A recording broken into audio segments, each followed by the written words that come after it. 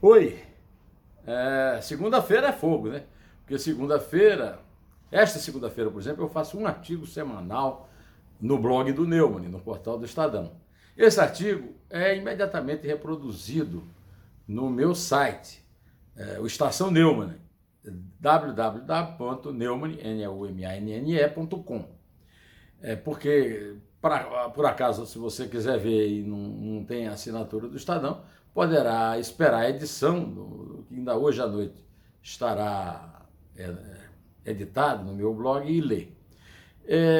Além disso, né, tenho a Eldorado, Estadão Notícias e ainda escrevi um texto sobre Jackson do Pandeiro em Campina Grande. Bom, mas o que interessa é o seguinte, eu queria contar a você que para o assunto do meu artigo no blog, no meu site, eu escolhi o seguinte tema: democracia representativa, uma ova. É que eu quero contestar essa história de que as instituições, né, precisam ser respeitadas. Para as instituições serem respeitadas, é preciso que elas se respeitem e também respeitem o cidadão. E não é isso que acontece no Brasil. Temos agora um caso recente. O deputado Rodrigo Maia, eleito ali na xepa da lista de votação no Rio de Janeiro, na hora da morte, amém, lá no último lugar, agora virou uma espécie de anti-Bolsonaro, está sendo inflado para ser candidato a presidente em 2022. E eu vou logo avisando que toda essa comemoração em torno do Rodrigo Maia, por causa da vitória da reforma da Previdência, que não era o projeto do governo, que não sabe articular, mas ele articulou tudo na Câmara, ainda está em dúvida, porque a votação do primeiro para o segundo turno foi postergada. Postergada por um motivo indecente. Começo da indecência. Férias no meio do ano para parlamentares. O recesso branco. Branco quer dizer, não tem nada a ver com raça não, com etnia, não tem nada. Branco quer dizer o seguinte: não é legal, não é constitucional, não é lícito. As férias de meio do ano, elas são uma iniciativa dos próprios senhores parlamentares. E nós que pagamos o salário dele não somos nem consultados, nunca fomos. Os senhores parlamentares, os membros do Congresso Nacional, o poder que nos representa, têm férias maiores no fim do ano, entram de férias no Natal e só voltam no começo de fevereiro. Bom, além disso, eles se dão recesso branco no meio do ano e, por causa disso, o semestre que termina em junho, no parlamento termina em julho. Só que esse recesso branco, ilícito, ilegal, começa no dia 18 de junho. Que dia é hoje, Isabel? Segunda-feira, 15, certo? Dia 18, então, é o quê? Sexta-feira. Cadê os deputados? Por que os deputados adiaram a votação do segundo turno? Porque o Rodrigo Maia chorou porque foi homenageado na sessão da votação do primeiro turno, uma surra, né, um banho de votos, e aí calou a respeito da promessa que ele fez que o segundo turno seria votado esta semana.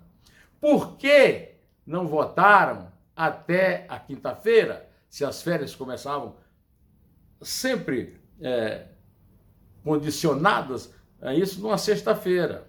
Por quê? Não há motivo, não há explicação, não há justificativa. Aí a oposição, que não tem voto, diz: não, os deputados vão voltar para a base e vão reconsiderar a sua posição e mudar a votação. Eu não acredito nisso, mas é sempre um risco que se corre. E mais, O Rodrigo Maia fez cara de paisagem na votação de um monte de destaque que recupera privilégios de categorias, de castas da burocracia e de políticos, e de militares, e de policiais, etc. E das mulheres. As mulheres querem ser iguais aos homens, mas não na Previdência. Na Previdência, a mulher tem que se aposentar mais cedo, tem que ter uma pensão quando o marido morre, etc. Pois então, privilégios que não é só uma questão de diminuir a economia das contas públicas, mas, sobretudo, o privilégio é uma infâmia que suja tudo. E então é sobre isso que eu vou escrever. O privilégio é o descumprimento mais descarado do principal princípio do Estado de Direito, que é o princípio de que todos são iguais perante a lei. E mais, não foram só as categorias que lutaram por privilégio. O senhor Jair Bolsonaro, presidente da República, apresentou um projeto especial de previdência para militares que não entrou no projeto da reforma da Previdência. E depois, como um lobista de cafezinho no Congresso, lutou por diferenciação na Previdência da Polícia Federal, da Polícia Rodoviária, etc. Tem muito lobista pesado, mas esse é o mais pesado de todos. Agora, no meio disso tudo, o Rodrigo Maia faz cara de paisagem.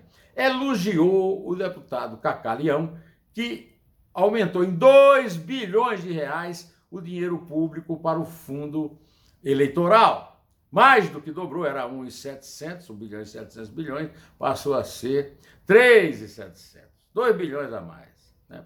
O Rodrigo Maia é também padroeiro de muitas causas impopulares.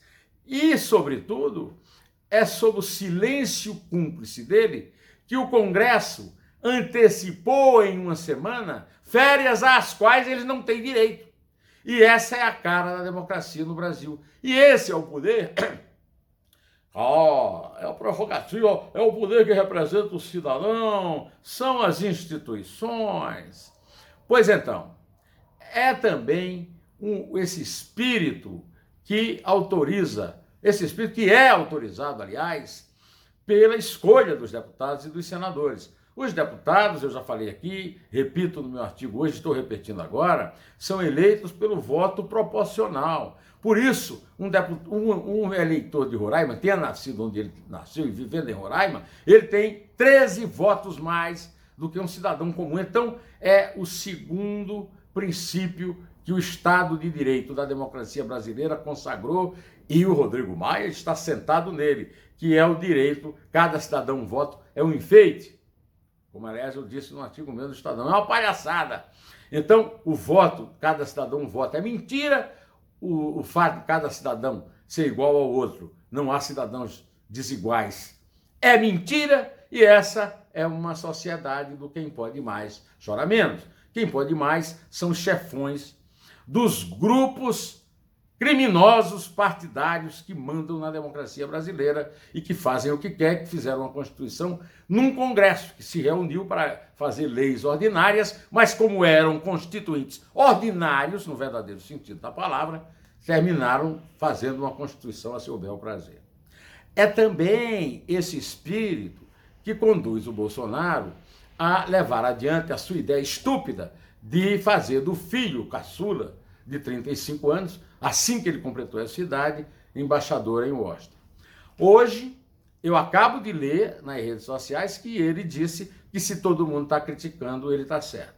Então, vamos avisar ao senhor Bolsonaro que ele foi eleito presidente da República, que a eleição dele está num contexto institucional que não lhe permite ser dono da verdade. Ele não foi eleito dono da verdade. Está todo mundo errado e ele está certo. A segunda coisa, ele não foi eleito para mudar o sentido das palavras. Não há necessidade de lei para definir nepotismo. Nepotismo, proteção de parente, principalmente com cargo público, é uma palavra dicionarizada. Ela tem um sentido, ela vem de nepos, eu já falei isso para você. Então não tem que... É a mesma coisa que você exigir uma lei para poder tomar um copo d'água. A lei permite que você tome um copo d'água.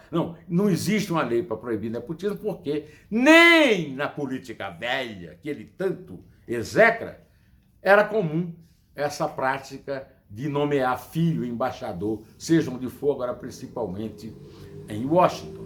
Agora, eu quero criticar diretamente essa ideia de que se todo mundo está a favor de uma coisa, ele pode ficar contra, porque aí está certo, porque os outros estão a favor. Não é assim. Também ele não está certo pelo fato dos outros estarem contra. Esse mesmo espírito tirânico que se atribui apenas à ditadura militar, e ele é permanente, desde o coronelismo até o que eu chamo agora de capitanismo do Bolsonaro, também nos partidos de esquerda. O PDT, através do seu candidato a presidente, o coroné Ciro Gomes de Sobral, fica tentando expulsar a Tabata Amaral, porque ela votou certo, porque ela votou no povo brasileiro e não nos privilegiados que mandam no seu partido de esquerda. A Tabata escreveu um artigo brilhante na Folha sobre a mentalidade escravagista da extrema esquerda brasileira, e eu concordo com ela e digo mais. Estão querendo expulsá-la também porque ela é mulher, bando de machistas, a começar do coronel Ciro Gomes e do corrupto do Carlos Lupe, que foi demitido por corrupção do Ministério do Trabalho e voltou a dominá-lo porque a Dilma precisava do apoio do PDT no governo dela. Bom, desculpe aí o adiantado da hora, minha segunda-feira é uma segunda complicada, e principalmente agora que eu tenho que ajudar a Isabel a cuidar do Arthur, mas estou aqui como todo dia, presente e falando aquilo que eu penso. Você concorda? Ótimo, dê um like. Se você discorda, só espero que você não saia daqui só porque discorda de mim, porque eu acredito na discordância. Democracia é contraditório, é discordância. Direto ao assunto. Em pé, e só a verdade nos salvará.